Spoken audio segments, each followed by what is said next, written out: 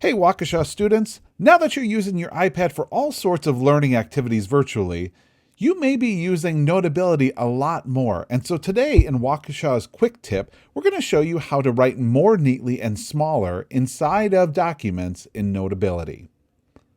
To get started, we're going to open Notability. If you don't have Notability on your device, you can go find it in self-service.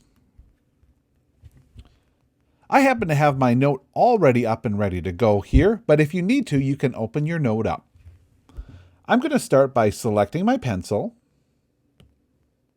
and we can make a smaller lead size or pen size, and we can select different colors to write in. Now we're going to zoom all the way down to the bottom right of the screen where you see that little magnifying glass. This is how you write in more concentrated, smaller areas on a PDF that you've opened in Notability. When I click that, two things happen. One, at the top left, you see this blue box that moves around.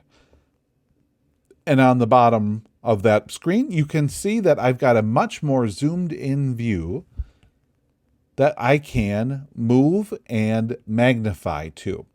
I can also resize this box. So now, when I write in my smaller magnified box at the bottom,